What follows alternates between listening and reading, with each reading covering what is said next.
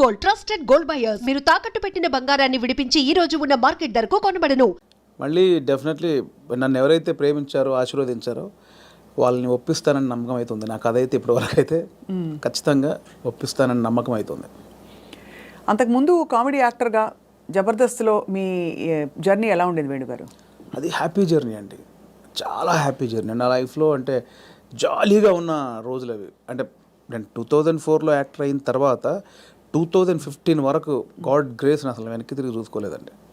అంటే నేను డైలీ 4 షూటింగ్లు 5 షూటింగ్లు. అంటే ఈరోజు హైదరాబాద్లో ఉంటే సడన్గా మీరు వేణుగారు ఎక్కడున్నారంటే ఈరోజు ఇక్కడే ఉన్నానండి ఈవినింగ్ అంటాను. రేపు ఫోన్ చేస్తే దుబాయ్లో ఉన్నానండి. అదేంటి నేను ఈవినింగ్ హైదరాబాద్ అన్న అంత బిజీగా ఉన్నాను నేను. అంత బిజీగా ఉన్నా డైలీ 3-4 షూటింగ్లు, ఈవెంట్స్ అని దుబాయ్లు, ఫారిన్ షెడ్యూల్స్, చాలా బిజీగా ఉండేవాడిని. ఐ థింక్ 4 నుంచి 15-16 వరకు నేను వెనక్కి తిరిగి చూసుకోలేదు. అంటే మా ఇంట్లో నెలకి ఒక వారం రోజులు తింటే హ్యాపీ, అంతే. అంత బిజీగా ఉండేవాళ్ళు. పొద్దున ఎప్పుడైందో సాయంత్రం ఎప్పుడైందో నైట్ ఎప్పుడైందో తెలిసేది కాదు. సో 15 తర్వాత కొంచెం జబర్దస్త్ నుంచి బయటకు వచ్చి అప్పుడు ఇంకేమైనా చేసుకోవాలని ఈ బలగం ఏదైతే దానికి ప్లానింగ్లో ఉన్నప్పుడు మాత్రం కొంచెం ఒక 3-4 ఇయర్స్ బాగా స్ట్రగుల్ అయ్యాను. సో కానీ ఎలాగా అంటే మీరు చెప్పారు కదా, అంటే మీరు మట్టిలోంచి పుట్టిన కుటుంబం మీది, మరి మీరు పొట్టకూటి కోసం అయినా పని చేయక తప్పదు. అవును. మరి ఒకవైపు ప్లానింగ్, ఇంకోవైపు యాక్టింగ్ ఆపర్చునిటీస్ వదులుకోవాలి. అప్పుడు మీకు సంఘర్షణ వచ్చిందా? అయ్యో చాలా అండి. అదే అంటే యాక్చువల్లీ నేను 2013లో జబర్దస్త్ స్టార్ట్ అయింది. అప్పుడు పీక్స్ నేను యాక్టింగ్లో. ఆ జబర్దస్త్కి వెళ్ళిన తర్వాత మేము ఎక్స్పెక్ట్ చేయలే. మాది స్టార్టింగ్ స్టేజ్, మాది స్టార్టింగ్ టీం, మాది ఎక్స్పెక్ట్ చేయలేదు. యాక్చువల్గా జస్ట్ ఒక 13 days, ఒక 4 రోజులు ఇవ్వండి చాలు అని తిరిగేవాళ్ళు. మా వెనకాల తిరిగేవాళ్ళు. సో ధనరాజు, మా చంద్ర అప్పుడు కొత్తవాడు, ఇంక వాడు రాలా అసలు.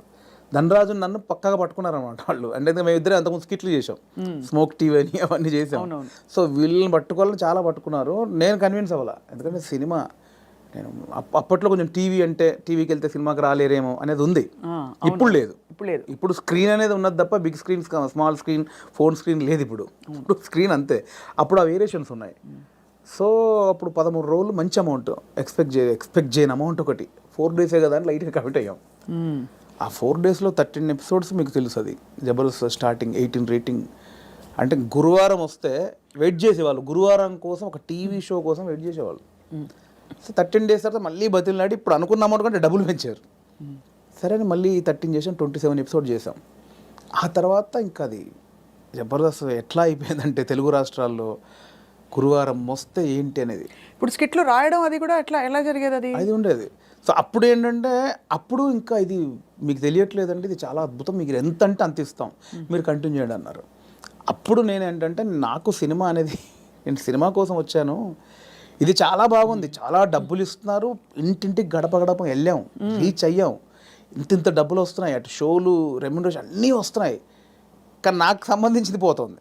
అవును, నేను సినిమా అనుకున్నాను, దీనికోసం రాలేదు, ఇటు పోతే నా సినిమాకు దూరం అవుతాను, దీని నుంచి బయటకు వచ్చాను నేను. అబ్బా చాలా పెద్ద ఇదండి. మామూలుగా సెటిల్ అయిపోతాం మనం, పైసలు వస్తున్నాయి కదా ఎందుకు బై నీకు అందుకని బయటికి వెళ్ళాక 1.5 year తర్వాత ఇది రైజ్ అయిపోయింది. అంటే ఇంటర్నెట్ ఫ్రీ అయిపోయి ప్రతి ఒక్కరికి సెల్ ఫోన్ చేతిలోకి వచ్చేసి ఇది వైరల్ అయిపోయింది. అప్పుడు ఏమైంది, నేను జబర్దస్త్ కొన్ని చేశాను కాబట్టి సినిమాలో కొంచెం దూరం అయిపోయా, టీవీకి వెళ్ళడం వచ్చేసి. అవును ఇది వచ్చేసిందని నేను దాన్ని పక్కన పెట్టేసి సినిమాకి వచ్చేసరికి ఇది పక్కకు పెట్టేశారు. అరే ఇలా అయింది ఏంటి అని కసిలో మళ్ళీ ఒక 1 year చేసాం. అవును, మీరు తిరిగి వచ్చినప్పుడు అయితే వెల్కమ్గా తీసుకున్నారు మిమ్మల్ని, తీసుకున్నారు. మళ్ళీ 1 year చేసిన తర్వాత అప్పుడు ఇంకా మైండ్లో డబ్బు అని మళ్ళీ ఇటు వెళ్ళినోని మళ్ళీ ఇటు వచ్చా, ఇక్కడ మళ్ళీ డబ్బు కోసం వచ్చా, బట్ లోపల మాత్రం ఇది కాదని నన్ను వేధిస్తుంది అనమాట. మళ్ళీ బయటకు వచ్చాను. ఆ మళ్ళీ బయటకు వచ్చిన తర్వాత 2015 మిడ్లో బయటకు వచ్చామండి. అప్పటి నుంచి అరాకొర అప్పటి నుంచి స్ట్రగుల్ స్టార్ట్ అయింది. ఆ 15 మిడ్లోంచి 2020 వరకు ఆ 4 years ఇటు లేక అటు లేక ఆ 4 years బాగా స్ట్రగుల్ అయ్యాను. అది మేజర్ నా కెరియర్లోనే వెరీ బ్యాడ్ పీరియడ్. అంటే తినడానికి ఉండడం వేరు, అది వేరు, బట్ మైండ్ బిజీగా ఉండడం మెయిన్ ఇంపార్టెంట్. అవును, మైండ్ బిజీ, మనం అసలు ఎటు వెళ్తున్నాం అని ఒక తెలుస్తుంది కదా లోపల. పొద్దున 6 గంటలకు వేస్తే స్టాఫ్ వచ్చారా, పొద్దున 12 గంటల వరకు ఈ షూటింగ్, మధ్యాహ్నం ఆ షూటింగ్, దుబాయ్, ఇటు ఆస్ట్రేలియా, ఇవి అన్నిట్లో ఈ స్కిట్ల బిజీ ఉంటుంది. ఇప్పుడు మీరు ఇందాక అడిగారు స్కిట్లు, మినిమం ఒక స్కిట్ రాయడానికి 2 రోజులు పట్టేదండి. ఎవరు రాస్తారు? నేను, నా టీం మెంబర్స్, ఎవరైనా ఒక రైటర్, అంటే మనకు సింక్లో ఉన్న మెయిన్ టీమ్ లీడర్ దగ్గరనే ఉంటుందండి. ఇంప్రూవ్ అని ఉంటుందండి యూఎస్లో, అంతా ఉంటుంది ఇది. 100% ఇంప్రొవేషనే స్క్రిప్ట్ అండి, స్క్రిప్ట్ రైటింగ్ ఏ ఉండదు. సో మీకు దానికి నేపథ్యం, మీరు Depends థియేటర్కి అది. వెళ్ళారా? ఆ, థియేటర్కి వెళ్ళారా? థియేటర్ ఏం లేదండి నాకు. థియేటర్ ఎక్స్పీరియన్స్ లేదు, జస్ట్ మీరు చూసి నేర్చుకున్నవి అంతే ఇవన్నీ. అంతే. ఎందుకంటే ఇప్పుడు బాడీ మనం లాంగ్వేజ్, కూర్చున్నామండి, టైమింగ్. ఇప్పుడు పాయింట్ ఎట్లా వస్తే మనం కూర్చున్నాము, లేట్ అవుతుంది, ఈ లేట్ అయిన గ్యాప్లో ఏం చేద్దాం అని ఒక థాట్, ఏం చేయొచ్చు అని కూర్చొని మాట్లాడుకోవడం. అలా మాట్లాడుకుంటే ఏదో జోకులు వస్తూ ఉంటాయి. ఓ బంచ్ ఆఫ్ జోక్స్ వచ్చాక అసలు దీనికి ఏంటి కంటెంట్ ఏంటి, కథ ఏంటి, ఓ ఇలా వచ్చాడు, ఓ మిడ్లో గొడవ జరిగింది, లాస్ట్లో ఆ గొడవ పడి సారీ చెప్పాడు, ఓ స్టార్ట్, ఓ మిడ్, ఎండ్, ఏం చేయొచ్చు దీనికి, అలా కూర్చి స్క్రిప్ట్ రాయడమే. అలా టీం అంతా రాయడం, ఆలోచన ఎక్కడ పాయింట్ వస్తుంటుంది. అది టైమింగ్ ఎడిటింగ్లో అసలు అంటే మా టైంలో అయితే ఎడిటింగ్ సెన్స్ లేకుండానే దింపేసేవాళ్ళం అండి. నింపేశారు. ఇప్పుడు ఎలా ఉందో నాకు తెలియదు. నా ధనరాజు కానీ, నేను కానీ, అప్పుడు రాఘవ్ గారు కానీ, చంద్ర కానీ, అంటే అప్పుడు ఇప్పుడంటే పాపం వాళ్ళు జబర్దస్త్ వాళ్ళకి ఇప్పుడు వాళ్ళకి ఏమైందంటే కొన్ని వేల పాయింట్లు టచ్ చేశారండి. అవును. ఎన్ని స్కిట్లు అయి ఉంటాయి, కొన్ని వేల స్కిట్లు అయి ఉంటాయి, వేల పాయింట్లు టచ్ చేశారు. ఇంకేం చేయాలో అర్థం కాక వాళ్ళకి. అవును. అప్పుడు మేము కొత్త కాబట్టి మాకు అన్ని కొత్తయే, ఆల్ పాయింట్స్. ఇప్పుడు అత్తా కోడళ్ళు ఓ 100 పాయింట్లు ఉంటాయి, అప్పుడు మాకు అవన్నీ కొత్త. ఇప్పుడు అత్తా కోడలు చేయమంటే ఏది చేసినా కూడా ఆల్రెడీ చేసినట్టే ఉంటుంది. సో అట్లా మాకు చాలా పాయింట్స్ దొరికేవి. ఇప్పుడు చంద్ర మొత్తం ఫ్యామిలీస్ మీదకి వెళ్ళిపోయాడు, నేను అన్నీ కొంచెం టిపికల్గా ఉండాలి, అరే నేను ఈ కొంచెం కొత్తగా ఏదో చేసేవాడిని, ధనరాజు ఇంకో, అట్లా ఎవరి కేటగిరీ వాళ్ళకు ఉండేది. సో అప్పుడు పోటాపోటీ బాగా చేసాము. సో ఆ 15 నుంచి బయటకు వచ్చాక అంత మంచి రెమ్యునరేషన్స్ కానీ, ఈవెంట్స్ కానీ, మీకు తెలుసు ఈవెంట్స్ ద్వారా మంచి ఆర్టిస్టులకు మంచి ఆదాయం ఉంటుంది, చాలా బాగుంటుంది. అదే కదా. సో అటు ఇటు మిస్ అయ్యి ఈ 15 నుంచి 20 వరకు నేను దాదాపు మీరు ఎక్స్పెక్ట్ చేయలేని అమౌంట్ మిస్ అయిపోయాను. సో ఆ లోపల అది ఉంటుంది, అది బాధ అనమాట, తిండికి బాధ కాదు. అనవసరంగా దాంట్లోంచి బయటకు వచ్చావు, ఇప్పుడు ఇంత పోయింది, ఇప్పుడు ఇది లేదు అది లేదు. ఇప్పుడు మన బతుకులకి నువ్వు వచ్చిన నేపథ్యానికి అది చాలా పెద్ద అమౌంట్. దాన్ని మిస్ అయిపోయామే, తప్పు చేసామా, ఒప్పు చేసామా, అనవసరంగా సినిమాని ఓ పెద్ద బిల్డప్ ఇచ్చుకొని బయటకు వచ్చావు, ఇక్కడ ఇది లేదు, అక్కడ అంతా సాలిడ్ అమౌంట్ మిస్ అయిపోయి ఏంట్రా తప్పు చేసావు అనే గిల్ట్ ఒకటి ఉంటుంది చూసారా, ఆ గిల్ట్ ఎక్కువ పోయాను అనమాట. అవును, లక్షల సంపాదన వదులుకోవడం అంటే ఈజీ విషయం కాదు. అండ్ ఇప్పుడు పొద్దున్న లేవగానే ఇంకొకటి అండి, ఒక బిజీ పర్సన్ మీరు ఉన్నారు స్వప్న గారు అంటే, మీరు ఇంకా మిమ్మల్ని కట్టేసినా కూడా మీరు ఆగలేరు, ఎందుకంటే మనకి అంత ఉంది, అంత పని చేసేవాళ్ళు పొద్దున్న లేవగానే మనం ఏం పని లేదంటే ఎలా ఉంటుంది. అదే బిగ్గెస్ట్ కామెడీ స్కిట్లా ఉంటుంది. అంతే, అది దానంత నరకం ఉండదు. పొద్దున్న లేవగానే ఆ స్కిట్, షూటింగ్, అట్ట ఇట్ట మైండ్ అలా పెట్టే మైండ్కి ఏమీ లేదంటే అది దానంత నరకం ఇంకోటి ఉండదు. అలా ఒక 3 సంవత్సరాలు ఫేస్ చేసిన తర్వాత ఆ ఫ్రస్ట్రేషన్లోంచి వచ్చిన ఐడియానే బలగం. అంటే ఇన్ని రాసాము, నేను చాలా సినిమాలకు అంటే చాలా సినిమాలు కాదండి, నా ఫ్రెండ్స్ డైరెక్ట్ చేస్తా ఉంటే వాళ్ళకు నేను సబ్జెక్ట్లో కూర్చునేవాడిని, కామెడీ ట్రాక్స్ రాసి ఇచ్చేవాడిని. అండ్ సినిమాలో మేము కామెడీ సినిమా షూటింగ్ చేస్తూ ఉంటే ఏదైనా మనం ఇంప్రూవ్ చేసిన పంచ్ ఉంటుంది, అది స్క్రీన్లో చూస్తే పేలింది అంటే నాకు ఆలోచించే ఉంది. ఇప్పుడు స్కిట్లు నేను ఆల్మోస్ట్ 100 స్కిట్లు రాసా, వర్కౌట్ అయినా చాలా, అంటే నా ఆలోచన నుంచి పుట్టినాయి కదా. సో నాకు నేను ఎందుకు చేసుకోకూడదు అంటే, ఎప్పుడు ఒక అవకాశం ఒకరు ఇస్తారు, డెఫినెట్లీ అందరు ఇస్తేనే ఇక్కడ దాకా వచ్చాను. బట్ ఇప్పుడు ఇంత మనకు ఒక నాలెడ్జ్ వచ్చిన తర్వాత కూడా వెయిట్ చేయడం ఎందుకు అనేది ఆ 3 సంవత్సరాలు వచ్చిన ఇది. అక్కడ సరే నేనే హీరోగా చేసుకుందాం, నేనే రాసుకుందాం, నాకు ఒక కథ రాసుకుందాం, నన్నే ఇలా ప్రజెంట్ చేసుకుంటే దాన్ని చూసి వేషాలు వస్తాయి మళ్ళీ అనే దాంట్లో నేనే ఒక పాయింట్ అనుకుందామని స్టార్ట్ చేసిన జర్నీ. ఒక 3-4 పాయింట్లు అనుకొని అవన్నీ రెగ్యులర్గా ఉన్నాయి. ఇలా అయితే నన్ను ఎందుకు చూస్తారు, చాలామంది అలా వస్తున్నారు కదా, నన్ను చూడాలంటే మళ్ళీ నేను కొంచెం బ్యాక్వర్డ్ అయి ఉన్నాను, ఇప్పుడు నన్ను కొత్తగా చూడాలి, కంప్లీట్ ఆపోజిట్గా చూడాలి, అది ఏం చేయొచ్చు, చాలా సాహసోపేతమైన జర్నీ అది. అలా ఏం చేయొచ్చు అన్న పుట్టినప్పుడు థాటే ఒక చావులో ఎలా ఉంటుంది అంటే, నేను మా నాన్న జరిగిపోయినప్పుడు ఉన్న సిచ్యువేషన్స్ అన్నీ ఫనీగా చూసాను, ముందు ఎమోషన్ కాదు అది, ముందు ఫనీగా చూశాను. అంటే ఇప్పుడు తెలంగాణలో ఏంటంటే చేదునూరు అని ఉంటుంది, అంటే చుట్టం చూపు వాడు వచ్చినప్పుడు వాళ్ళని ఓదార్చిన తర్వాత చేదునూరు అనేది ఉంటుంది. అంటే ఇంత మందు తీసుకొచ్చి, ఇంత చికెన్ మటన్ తీసుకొచ్చి నా వంతుగా నీకు ఒక భరోసా ఇచ్చి, నీ బాధని తొలగించి ఈ వచ్చిన వాళ్ళు ఇస్తారు. అంటే ఆచారం ఏంటంటే అండి, ఇప్పుడు నేనున్నాను, నాకు ఒక మా ఇంట్లో చేదు జరిగింది, ఎవరో చనిపోయి చేదు జరిగింది, మా బావను మా మామయ్యను బావ మరిది ఎవడు ఆడొచ్చి నన్ను ఓదార్చి, సరే బావ జరిగిపోయిందని ఈ బాధను దూరం చేయాలి. నాకు ఏదైతే ఆ మిస్సింగ్ ఫీల్ ఉందో దాన్ని దూరం చేయగలని ఏం చేయాలి, ఇంత మందో బిందో తీసుకొచ్చి కాసేపు 2 గంటలు సపోర్ట్ ఉండి కడుపు నిండా తినబెట్టి ఏం కాదులే నేను ఉన్నానులే అని ఆ సపోర్ట్ ఇచ్చే వెళ్ళే విధానం అనమాట అది. కరెక్ట్, అవును. సో అదొక ఆచారంగా వచ్చింది, చేదునూరు అంటాం. ఇప్పుడు పెద్ద ఫ్యామిలీ అనుకోండి, ఇప్పుడు ఇప్పుడు బాంబేలో ఉంటారు ఒకరు బావంట ఆయన, అక్కడ 10 మంది చుట్టాలు ఉన్నారు, ఇక్కడ చనిపోయింది, కంపల్సరీ రావాలి, వస్తారు, ఈ ప్రక్రియ కూడా చేయాలి. ఇప్పుడు 10 మంది 10 రోజులు ఉండలేరుగా, 2 రోజుల్లో చేసి వెళ్ళిపోవాలి. అవును. సో 10 మందిది వీడు తాగాలి, నేను తాగాలి, తినాలి. తాగాల్సిందేనా అంటే తాగడం కూడా బాంబే నుంచి వచ్చాడండి పాపం, అంతే కదా, మా బావకి ఇలా జరిగిందని ఏదో ఆయన తృప్తికి చేసే, నేను ఒక ముక్కనాన్న తినకపోతే ఆడేమనుకుంటాడు, ఫీల్ అవుతాడు కాబట్టి చేయాలి, కంపల్సరీ. బాధపడతారని. సో ఈ ప్రాసెస్ మా నాన్న జరిగింది అనమాట. మాది పెద్ద కుటుంబం, మా అమ్మకి నేను 9వ వాడిని, మా పెదనాన్నలు 6, మా మేనత్తలు 3. ఆహా. సో మా ప్రతి పెదనాన్నకి ఫ్యామిలీ మినిమం 10 మంది, 7 మంది, 8 మంది, వాళ్ళందరూ వచ్చి అందరూ 200 మంది మా కజిన్స్ ఉంటారు, అన్నయ్యలు, వదినలు, వాళ్ళ పిల్లలు అందరూ వచ్చేసి ఏమైపోయిందంటే ఆ 11 రోజులు మా నాన్నది చనిపోయిన నెక్స్ట్ డే నుంచి మార్నింగ్ ఒక సెటప్, 11 o'clock ఒక సెటప్, 1 o'clock తప్పదు. దీనిలో ఏం జరుగుద్ది, ఇప్పుడు నేనున్నాను, మీరు వచ్చారు, రాగానే సరే బావ ఇలా జరిగిందంటే సరే కూర్చో తాగదు అంటే కాదు కదా, మీరు అడుగుతారు ఎలా జరిగింది బావ ఏంటి అంటే నేను చెప్పాలి, నేను ఇలా ఉన్నట్టు నాన్న చూస్తూ అని ఏడవాలి. ఓకే అయిపోయింది. ఇప్పుడు 12 o'clock ఇంకోటి వచ్చాడు, వాడికి కూడా సేమ్ ఏడవాలిగా. అవును. రాగానే రాబావ కూర్చోండి, వాడు మళ్ళీ చూసేవాడు ఒక కంట నీరు కూడా పెట్టలేదు, వాడు రాగానే తాగినని వాడు అనుకుంటాడని వాని కోసం మళ్ళీ సేమ్ ప్రాసెస్. ఏమైందంటే నానిలా లేడు అన్నీ అంటే నాకు అలా ఉంది. ఎలా జరుగుతుందంటే వస్తున్నారు, తాగుతున్నారు, ఏడుస్తున్నారు, తింటున్నారు, పంటున్నారు, ఏడుస్తున్నారు, ఏందిరా అది. అప్పుడు నా చిన్న వయసు 99లో మా నాన్న చనిపోయినప్పుడు, ఆ వయసులో నాకు అది అనిపించింది, మీరు సెలబ్రేట్ చేసుకుంటున్నారా, బాధపడుతున్నారా, ఎంజాయ్ చేస్తున్నారా అనేది ఒకటి ఉంది, ఎప్పుడో చూసినది. అది ఇక్కడికి షిఫ్ట్ అయిందనమాట. ఎలాంటి కథ చేయొచ్చు అదే అదే అదే అదే అన్నప్పుడు మా ఫ్రెండ్ ప్రదీప్ అద్వైతం అని ఇప్పుడు నెక్స్ట్ వైజయంతి మూవీస్లో పెద్ద సినిమా చేస్తున్నాడు. సో నాకు బెస్ట్ ఫ్రెండ్ అనమాట. సో తను ఏంటంటే ఒకసారి 10 days కనిపించలా, మళ్ళీ వస్తే డార్లింగ్ ఎక్కడికి వెళ్ళామంటే ఇట్లా మా పెద్దనాన్న చనిపోయాడు రా, గమ్మతుంటుంది మన తెలంగాణలోని, మా తాగుడు గోల ఇలా ఏడుపు అని అన్నాడు. అది స్ట్రైక్ ఏదో బాగుంది కదా అని ఒకసారి రివెండ్కి వెళ్తే మా నాన్నది ఇంత జరిగింది కదా ఫన్ ఇక్కడ, ఇది కదా మనం ఆపోజిట్గా చెప్దాం అనుకున్నాం. అక్కంచెలు మొదలైన కథ. సో అప్పుడు ఒక 4 సీన్లు రాసుకొని ఫ్రెండ్స్కి చెప్తే వాళ్ళు హిలీరియస్గా నవ్వి దానికి ఇంకో 4 సీన్లు వేసి.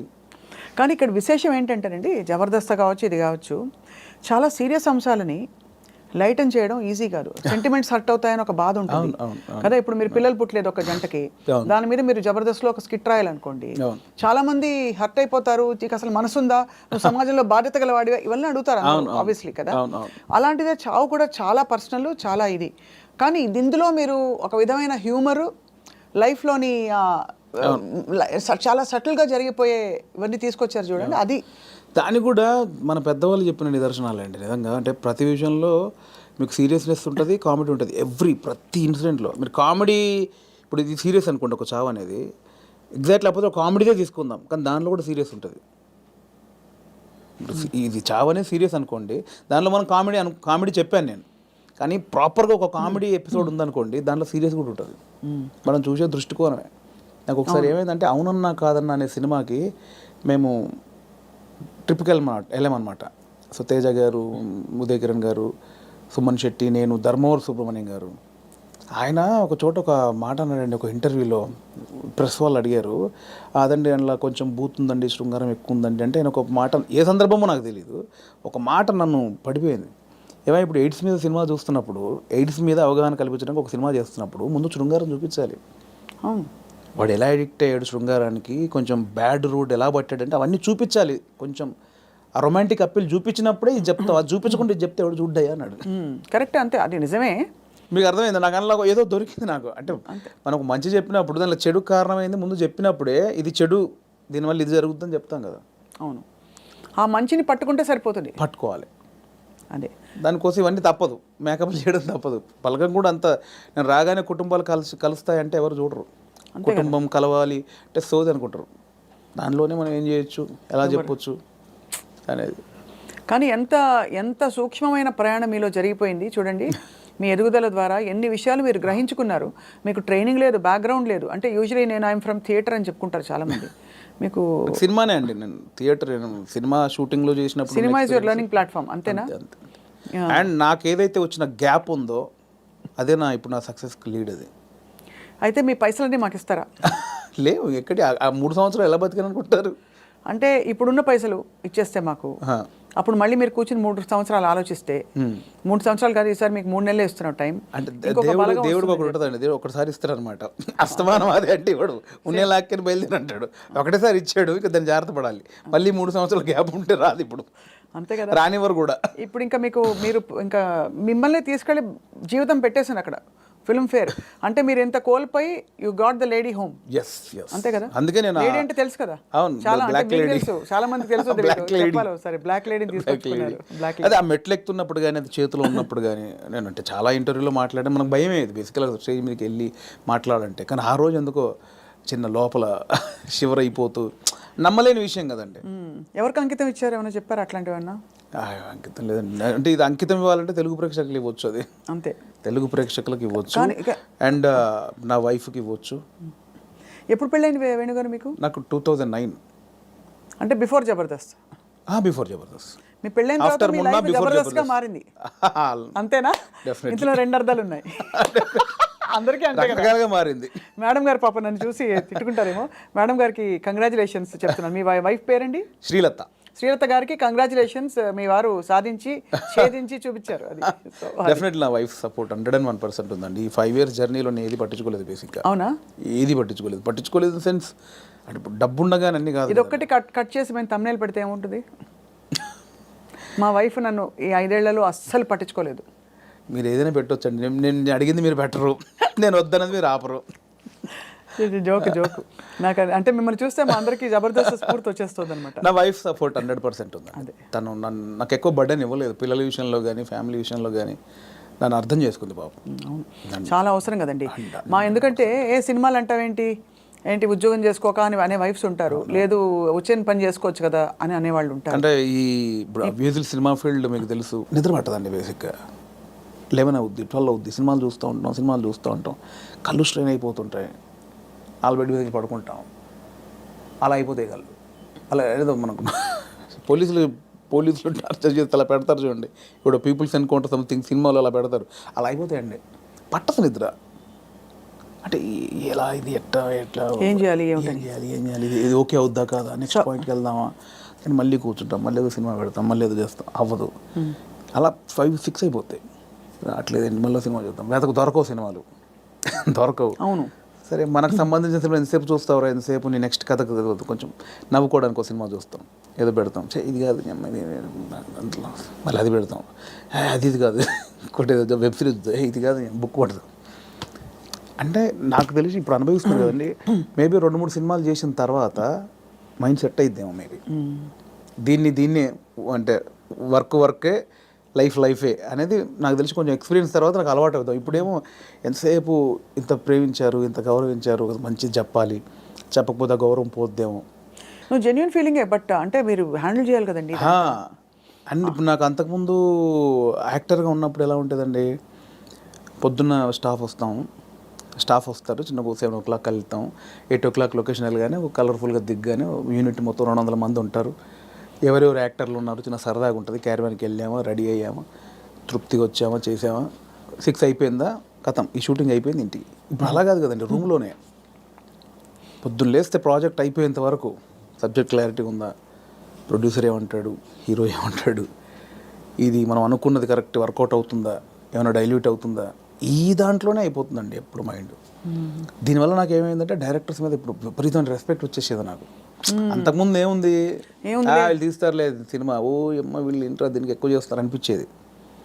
ఇప్పుడు అది భరించిన తర్వాత నాకు ప్రతి దర్శకుడి మీద రెస్పెక్ట్ వచ్చేసింది. మరి నాకు మొన్న ఎవరో ఒక కథ చెప్తానన్నయ్య, నీకు చిన్న మీరు ఇంపార్టెంట్ క్యారెక్టరు అంటే, నా దాంట్లో నెక్స్ట్ వీక్ అని 3 వారాలు తోసేసాను. తర్వాత పాపం అనిపించి వస్తానంటే, అన్న మీరు ఎక్కడ రమ్మంటారు, మీ ఆఫీస్కి రమ్మంటారా, లేదా కాఫీ షాప్లో కూర్చుంది, ఇవన్నీ అంటున్నాడు అతను. మీ ఆఫీస్ ఎక్కడ ఉందో చెప్పిన వస్తా. వద్దన్నా మీరు అలా అంటారండి, సారీ అని ఇబ్బంది పెట్టి, అదేం లేదు తమ్ముడు, అంటే నేను మీ ఆఫీస్కి వస్తానా, లేదా కాఫీ షాప్లో కూర్చుందా, నీ ఆఫీస్ చెప్పు, నీ ఆఫీసు నీ టేబుల్ ముందు నీ చైర్ ముందే కూర్చొని వింటాను, నాకు ఎక్కడొద్దని చెప్పాను. ఎక్కడో సందులో చిన్న సినిమా, అక్కడికి వెళ్ళి కథని వచ్చా. ఎందుకంటే నాకు ఆ రెస్పెక్ట్ వచ్చేసింది. అది చిన్న సినిమానే పెద్ద సినిమా అయినా పాపం వాడు ఎంతో టైం పెట్టి ఒక ప్రొడ్యూసర్ని ఒప్పించి ఆ టీంని సెట్ చేసుకొని ఆ ప్రాసెస్ ఉంటుంది చూసారా, అది అనుభవించాను కాబట్టి నాకు రెస్పెక్ట్ వచ్చేసింది. సీరియస్లీ మోసేవాడికే తెలుసు అంటారు కదండి, కాబట్టి ఖచ్చితంగా అది నొప్పి నాకు ఆఫ్టర్ డైరెక్ట్ అయ్యాక తెలిసింది నాకు. What an amazing me journey. ఎన్ని విషయాలు బట్ చాలా చిన్న వయసులో మీరు ఛాలెంజెస్, నాన్నగారు 99లో అవునవును చనిపోయారు కదా. అవును. తర్వాత ఎలా మీ కుటుంబ బాధ్యతలు, మీరు చాలా ఎంతమంది అన్నదమ్ములు? నాకు కుటుంబ బాధ్యతలు నాకు ఏం లేదు, ప్రాబ్లం ఏం లేదండి. యాక్చువల్గా నాన్న చనిపోయే వరకు అక్కల పెళ్ళిళ్ళని అయిపోయాయి. సో 2 అన్నలు ఉండేవాళ్ళు, చిన్న అన్నయ్య కూడా పెళ్ళి అయింది. నేను మా అమ్మ మార్కెట్లో కూరగాయల వ్యాపారం చేసేవాళ్ళం. సో నాకు బాధ్యతలు లేవు బేసిక్గా. కూరగాయల వ్యాపారం చేశారు, ఇంకా ఉందా లేదా? ఇప్పుడు లేదు, అమ్మతో లాస్ట్ అయిపోయింది. నాది లాస్ట్, నా తర్వాత అమ్మ కొన్ని రోజులు చేసిన తర్వాత.